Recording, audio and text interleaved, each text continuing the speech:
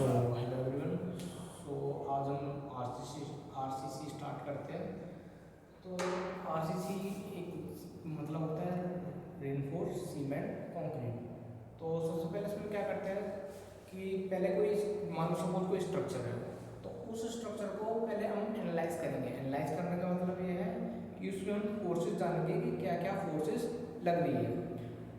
जब हम फोर्सेस हमें पता लग जाएंगे उसके बाद हम उसको डिज़ाइन करेंगे। तो जो डिज़ाइनिंग का पार्ट होता है वो हम करते हैं आरसीसी में। आरसीसी और स्टील जो सिविल इंजीनियरिंग के सब्जेक्ट है उनमें हम बेसिकली डिज़ाइनिंग करते हैं।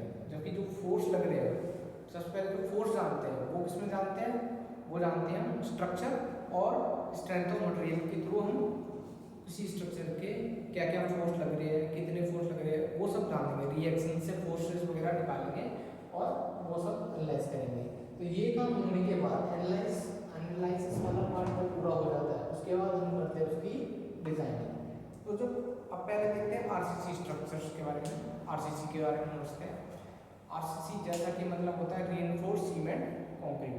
तो इसमें जो कोड यूज करते हैं वो करते हैं IS 456 2000 मतलब कि लास्ट टाइम इसमें जो बड़े अमेंडमेंट हुए हैं वो 2000 में हुए हैं। 2007 में भी अमेंडमेंट हुए थे लेकिन वो इतने मेजर अमेंडमेंट नहीं थे, इसलिए हम IS 456 2000 ही कंसिडर करते हैं। अब आगे देखते हैं कि आरसीसी होता क्या है। जब सीमेंट, सैंड और एग्रीगेट को जब हम मिलाते हैं तो हमारा बनता है PCC, प्लेन सीमेंट कंक्रीट। और जब प्लेन सीमेंट कंक्रीट में जब हम रेनफोर्समेंट डालते हैं, रेनफोर्समेंट मतलब सरिये डालते हैं, तो वो बन जाता है हमारा आरसीसी, रेनफोर्स सीमेंट कंक्रीट, ताकि उसकी स्ट्रेंथ बढ़ जाए। अब जो कंक्रीट जो हम यूज करते हैं, जैसे आपने सुना होगा M10, M15, M20, तो M बेसिकली यहाँ पे मिक्स, M रिप्रेजेंट करता है मिक्स को, और जो 20, 30, 40 जो लास्ट में जो नंबर आता है वो उसकी होती है कैरेक्टरिस्टिक स्ट्रेंथ। अब देखो पहले समझते हैं ग्रेड ऑफ कंक्रीट कौन सी होती है। तो 3 तरीके की बेसिकली हम डिवीजन करते हैं। एक होता है ऑर्डिनरी सीमेंट ग्रेड, दूसरा होता है स्टैंडर्ड और तीसरा होता है हाई स्ट्रेंथ कंक्रीट। अब जो ऑर्डिनरी जो हम जनरली जो घरों में बनाते हैं, नॉर्मल घर जब हम कंस्ट्रक्ट कर रहे होते हैं तो उसमें हम यूज करते हैं ऑर्डिनरी सीमेंट। ये होता है M10 से M20 तक के बीच में लेते हैं।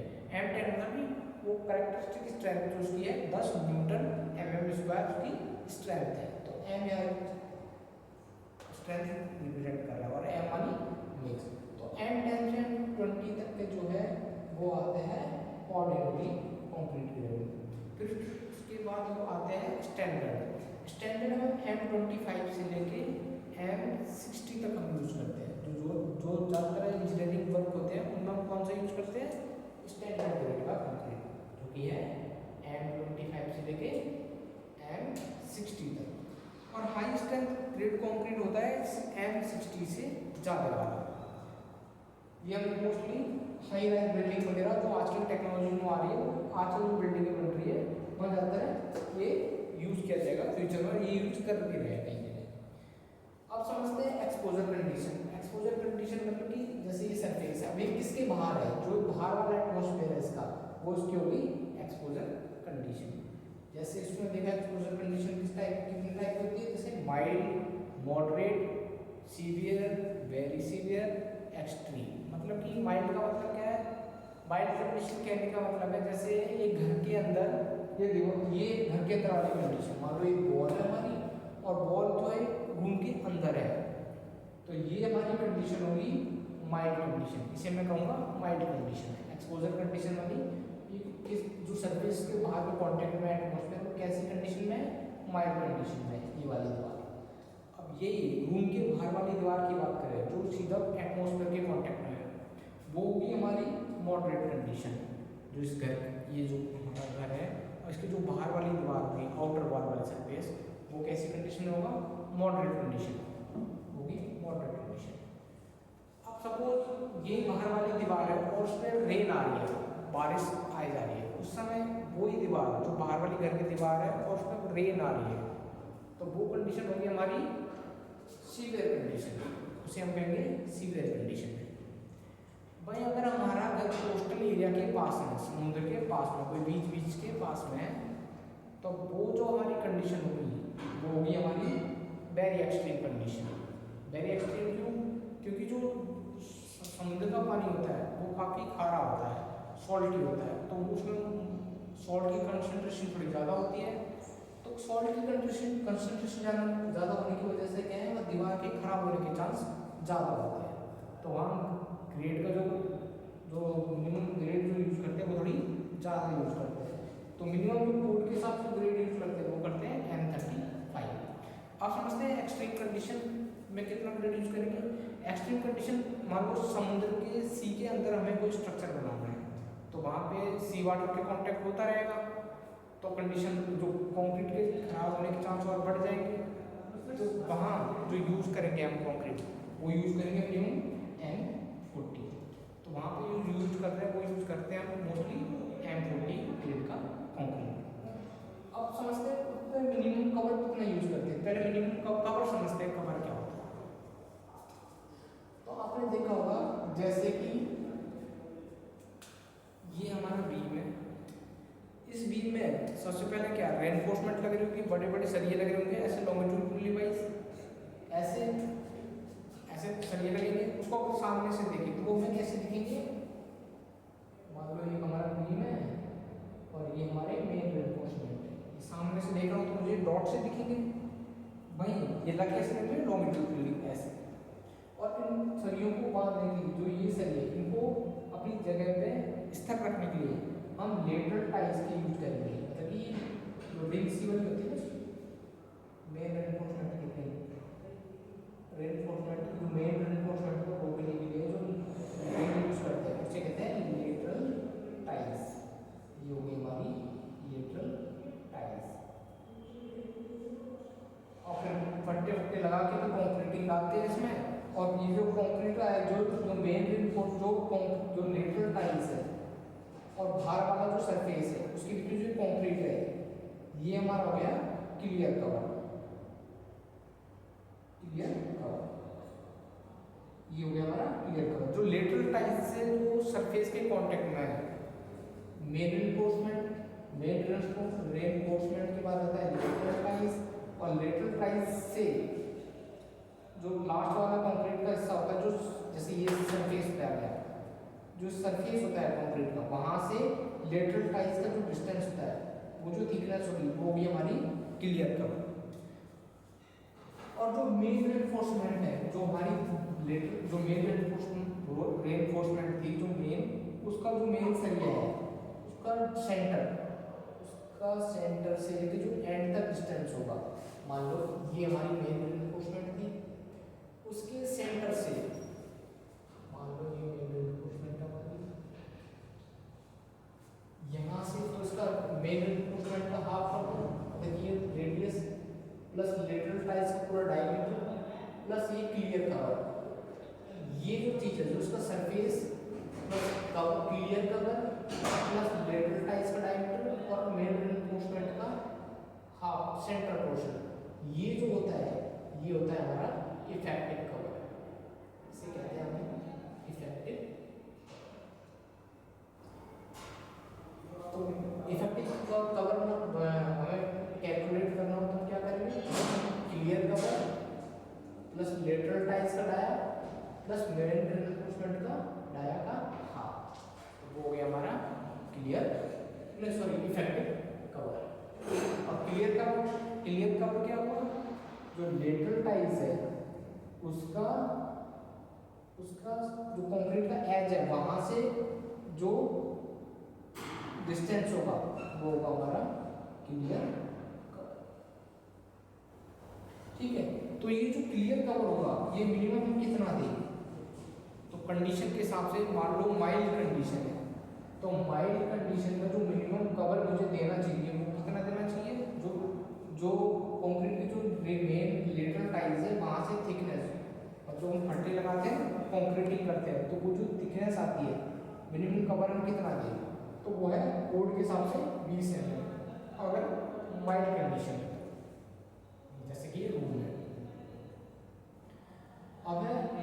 कंडीशन, तो मॉडरेट कंडीशन में जो कवर देना चाहिए वो हमें देना चाहिए 30 mm, मतलब जो इसकी जो थिकनेस है वो हम कितने रखेंगे 30 mm को हमें मिनिमम कवर हम देंगे। भाई अगर हमारी सीवियर कंडीशन है, जैसे कि सीवियर कंडीशन में मैंने क्या बताया था, ये बाहर वाली दीवार है घर की और सीधा कॉन्टेक्ट में है एटमॉस्फेयर के और बारिश हो रही है, तो वहाँ पे जो मिनिमम ग्रेड हम वो जो कवर मिनिमम देंगे सीवियर पे कितना देंगे 45 का। भाई अगर वेरी सीवियर कंडीशन है, मान लो सी के पास में कोई बीच के पास में हमारा घर है, तो वहाँ मिनिमम कवर कितना देंगे, जो लेटरल टाइल्स और जो सरफेस है हमारा इसके बीच का डिस्टेंस जो कवर देंगे वो कितना देंगे 50 का। भाई अगर एक्सट्रीम कंडीशन है, कोई सी में स्ट्रक्चर बनाना है, तो वहाँ जो हम कवर देंगे वो देंगे हम 75 mm। ये कोड के स्टैंडर्ड है, उसमें ये सब मेंशन किया हुआ है, तो हम अपनी मर्जी से तो आपको इफेक्टिव कवर समझ आ गया। सपोज मान लो मेन रेनफोर्समेंट हमारी है 16 5 mm की डायमीटर, लेटरल टाइल्स है, लेटरल टाइल मान लो 8 mm, मान लो 8 mm की है, और जो क्लियर कवर है वो क्लियर कवर मान लो हमारा है 40 mm। तो अगर हमें इफेक्टिव कवर निकालना हो, यहाँ इस केस में अगर हम इफेक्टिव कवर निकालना हो तो इफेक्टिव कवर हम कैसे निकालेंगे, क्लियर कवर मान लो 40 mm प्लस क्लियर कवर का 40 mm प्लस जो लिटिल टाइल्स है उसकी थिकनेस कितनी है, डायमीटर 8 mm। अब मैंने क्या बताया था, जो मेन रेनफोर्समेंट है उसके कहां से, सेंटर से लेंगे हम, तो सेंटर से कितना डिस्टेंस होगा, सेंटर से 16 mm का है, तो सेंटर से डिस्टेंस कितना, हाफ मतलब 8 mm, तो टोटल कितना हो गया 8 8 16 56 mm। तो 56 mm क्या हो गया हमारा इफेक्टिव कवर। ठीक है, तो यहाँ तक क्लियर है। अब आगे समझते हैं कंप्रेसिव स्ट्रेंथ क्या होती है। तो कंप्रेसिव स्ट्रेंथ में हम करते क्या है, कंक्रीट हमने लिया और उसको 150 mm3, हम कैसे कंक्रीट को चेक करते हैं,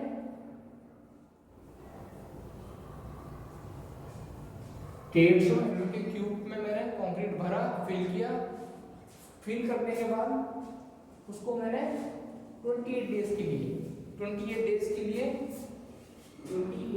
मैंने उसको इमर्ज कर दिया पानी में।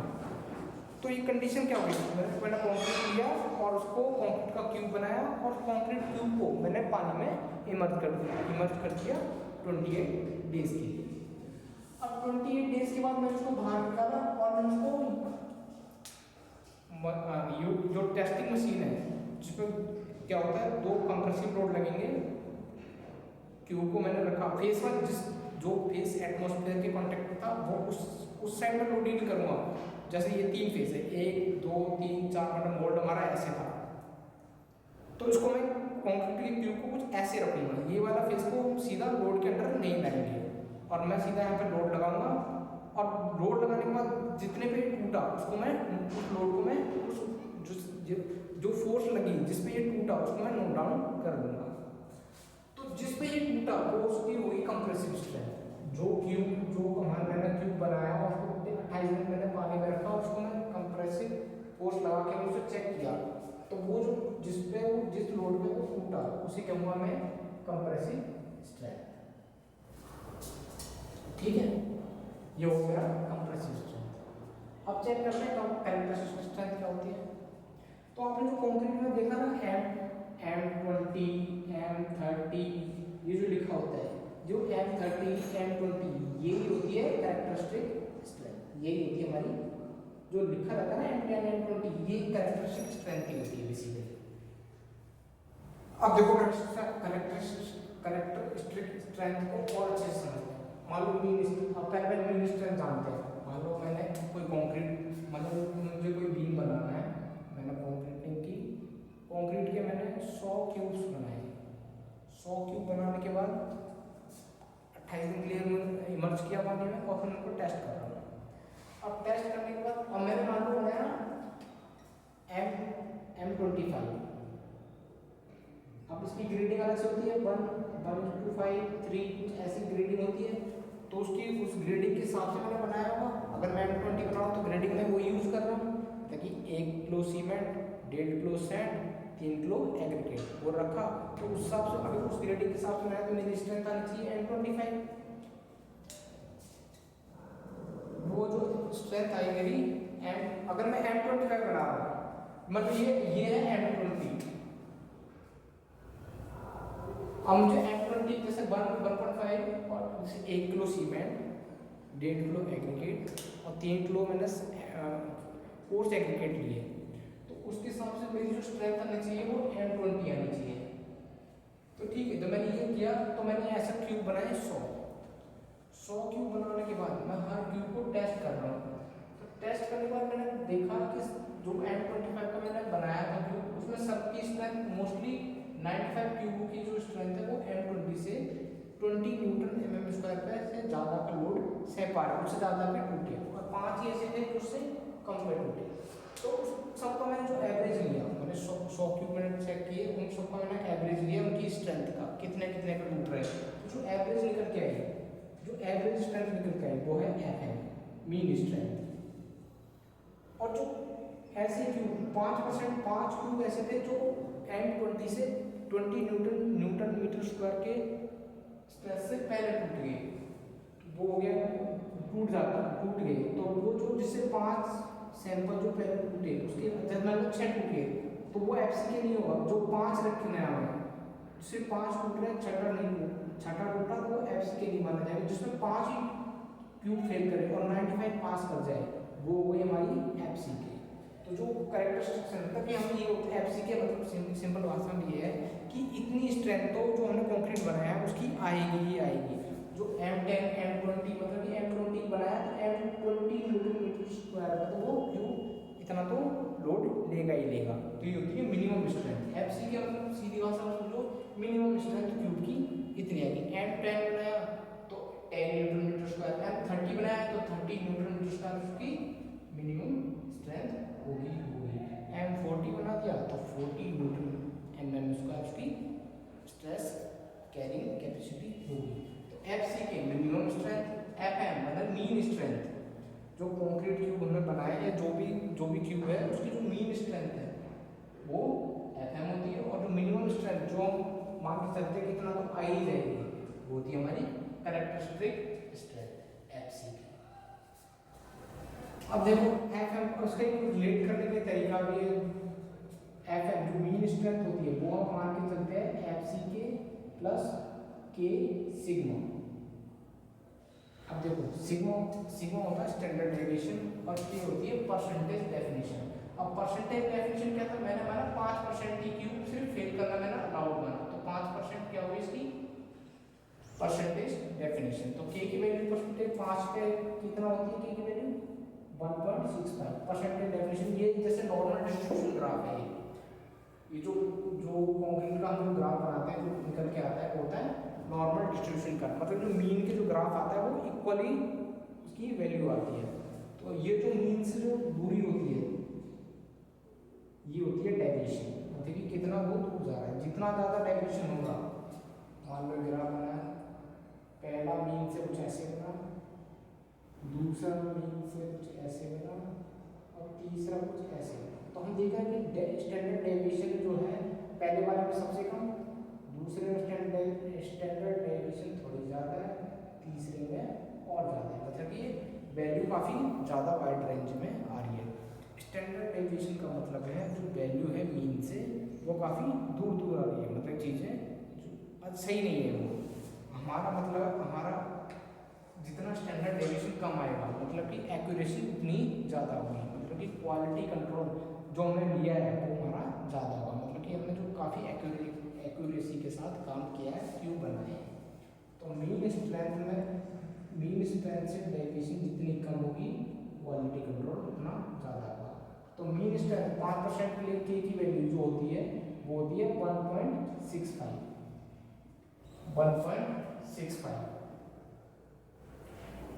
और FM और K होता है स्टैंडर्ड डेविएशन। ये कोड ने हमें निकालना नहीं पड़ेगा, कोड ने स्टैंडर्ड डेविएशन हमें प्रोवाइड करा दिया है। जैसे अलग अलग ग्रेड है, M10 M50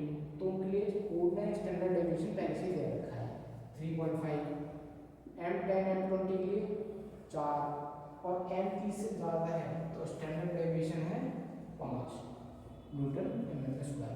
तो मीन स्ट्रेंथ अगर हमें निकालनी है, अगर हमें अपने कंक्रीट की मीन स्ट्रेंथ निकालनी है तो क्या होगा, एफसी के प्लस 1.65 सिग्मा। अब सिग्मा M20 है तो M20 के लिए सिग्मा कितना है 4, तो 4 इंटू 1.65 और मैंने बोला M20, मैंने बोला था M20 में जो 25 होती है, जैसे 25 है तो 25 में जो ये जो 25 ये क्या है इसकी एफसी की कैरेक्टरिस्टिक स्ट्रेंथ में सीधे पुट कर दूंगा 25 प्लस ये, इसको सॉल्व करूँगा तो मेरी क्या जाएगी मीन स्ट्रेंथ, मीन स्ट्रेंथ करके निकाल सकते हैं। ठीक है, अब आगे बढ़ते हैं। अब हमें पता है जो कंक्रीट की जो स्ट्रेंथ निकल के आती है कॉम्प्रेसिव स्ट्रेंथ, मान लो इसकी कॉम्प्रेसिव स्ट्रेंथ 100 है, मान लो 100, इसका मतलब क्या हुआ, जो कंक्रीट पर अगर हम 100 न्यूटन लगा रहे तब जाके टूटा। तो जो टेंसाइल स्ट्रेंथ होती है कंक्रीट की वो उसकी 1/10 होती है। मान लो अगर मैं इसको वही कंक्रीट का क्यों है, जब मैंने उसको कंप्रेसिव फोर्स लगाई तो वो 100 पे टूटा, लेकिन वही जब मैं इस पर कंप्रेसिव टेंशन लोड लगा रहा हूँ तो ये 10 पे टूट गया। इसका मतलब ये हुआ जो टेंसाइल स्ट्रेंथ है कंक्रीट की वो 1/10 होती है कंप्रेसिव स्ट्रेंथ की। मतलब अगर ये 100 पे टूट रहा है ऐसे तो ये 10 पे ही टूट जाएगा, ऐसे खींचने पर ये 10 पे ही टूट जाएगा, 10 न्यूटन पे। ये होती है compressive strength. Okay, flexure bending, flexure strength कह दो या बेंडिंग स्ट्रेंथ कह दो। मान लो ये ही बीम है और मैं उसको ऐसे कंप्रेस कर रहा हूँ, ऐसे कंप्रेसिव लोड दे रहा हूँ उसको, मान लो कंप्रेशन में बेंडिंग हो रही है अपना भी, ऐसे झुक रहा है तो जो क्योंकि यहाँ पे इस पर टेंशन आएगी और ऊपर कंप्रेशन, तो जो फ्लेक्चर की वजह से, जो बेंडिंग की वजह से ये कब टूटेगा, तो वो मुझे निकालना है। तो वो क्या है, bending stress 0.7 into FC root under FC. जैसे रूट अंडर, जैसे मुझे एफसी के मान लो मैंने लिया F25, तो F25 में एफसी के क्या है 25, मुझे निकालना है फ्लेक्चर स्ट्रेंथ एफसीआर, तो 0.7 रूट अंडर 25, 0.7 और रूट 25 में 5, 3.5 न्यूटन mm। ये हुई इसकी फ्लेक्चरल स्ट्रेंथ, मतलब ये बेंडिंग में कब टूटेगा, कितना लोड लगाने पर ये बेंडिंग में टूटेगा, तो वो हुई हमारी फ्लेक्चरल स्ट्रेंथ। अब हम चेक करते हैं मॉडुलस ऑफ इलास्टिसिटी क्या होता है। मॉडुलस ऑफ इलास्टिसिटी समझते हैं। बेसिकली ये स्ट्रेस ऑन स्ट्रेन का रेशियो होता है, मतलब कि जैसे हुक्स लॉ होता है, हुक्स लॉ क्या होता है, हुक्स लॉ होता है stress is directly proportional to strain. अब प्रोपोर्शनल कांस्टेंट बताने के लिए हम क्या यूज करते हैं, एक कांस्टेंट जो कि E modulus of elasticity into strain. तो E मॉडुलस ऑफ इलास्टिसिटी जो होता है, मॉडुलस ऑफ इलास्टिसिटी ये कांस्टेंट होता है, मतलब कि ये डिपेंड करता है मटेरियल की प्रॉपर्टी पे, ये खुद एक मटेरियल की प्रॉपर्टी है। तो मॉडुलस ऑफ इलास्टिसिटी जो है वो प्रॉपर्टी है किसी मटेरियल की। और वैसे मैथमेटिकली दिखाए तो होता क्या है, ये स्ट्रेस वर्सेस स्ट्रेन। जैसे माइनस की जब हम बनाते हैं ग्राफ है,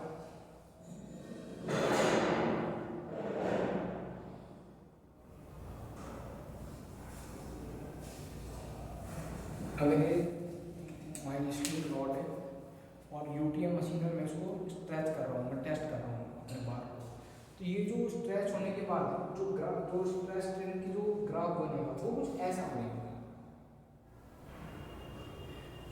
तो यहाँ पे क्या इसका और इसका रेशियो, मान लो ये स्ट्रेन कुछ आया और कुछ स्ट्रेस आया और कुछ स्ट्रेन आया, वो जो थीटा एंगल होगा ये है मेरा मॉडुलस ऑफ इलास्टिसिटी।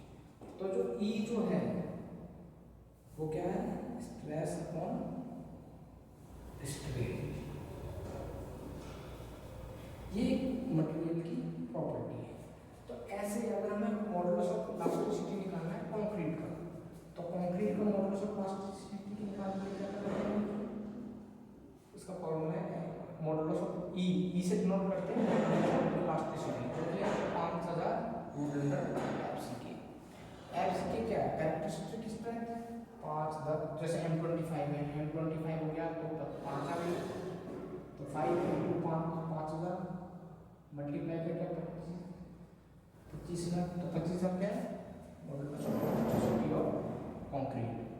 अब टाइप्स ऑफ ई देखें अगर हम, तो वो भी होता है जैसे initial tangent of plasticity, second modulus of plasticity और टेंजेंट मॉडुलस ऑफ प्लास्टिसिटी। अब देखो जो इसके टाइप है मतलब ई के, जैसे टेंजेंट मॉडुलस ऑफ प्लास्टिसिटी में क्या है, कंक्रीट की कोई प्रॉपर्टी जाननी है किसी टाइम इंटरवल पे, एक किसी भी टाइम इंटरवल पे, तो वो बताएगा कोई कौन सा ई यूज करेंगे, टेंजेंट मॉडुलस ऑफ प्लास्टिसिटी। ये क्या करता है, जैसे ग्राफ है कंक्रीट का, ई का ग्राफ कुछ ऐसा, तो किसी पर्टिकुलर टाइम इंस्टेंट पे अगर हमें दिखाना है तो हम dy/dx यहाँ इसका रेशियो लेके कि एक पर्टिकुलर किसी भी इंस्टेंट पे ये हमें मॉडुलस ऑफ प्लास्टिसिटी बता देगा कंक्रीट की। सेकंड मॉडुलस ऑफ प्लास्टिसिटी ये क्या है, जैसे कंक्रीट का स्ट्रेस स्ट्रेन का ग्राफ आया और जो क्योंकि मान लो इसमें कर्व आया तो इसको हम क्या है किसी पर्टिकुलर पर निकालना है, तो उसको हम ओरिजिन से स्ट्रेट लाइन से जॉइन कर देंगे, वो जो थीटा बनेगा वो हमारा होगा सेकंड मॉडुलस ऑफ प्लास्टिसिटी।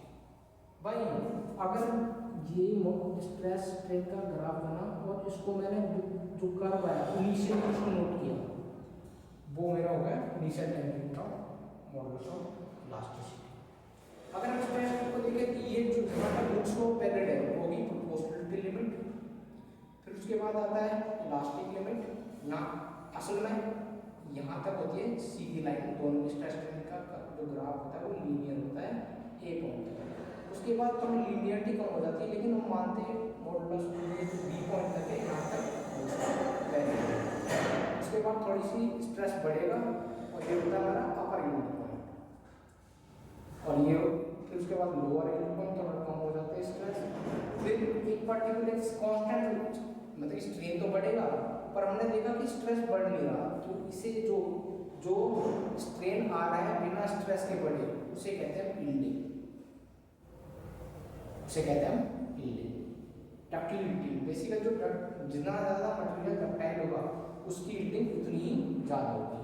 फिर स्ट्रेन हार्डनिंग होगा, अल्टीमेट स्ट्रेंथ पॉइंट पे पहुंचेगा, फिर धीरे धीरे बाद वो टूटने लगेगा, नेकिंग होगी, फिर मतलब कि बहुत ही कम प्रोसेस एरिया बचेगा और लास्ट में जाके वो फ्लेक्सर मतलब क्या टूटने लग जाएगा, फटिग पॉइंट मतलब यहाँ के वो टूट जाएगा।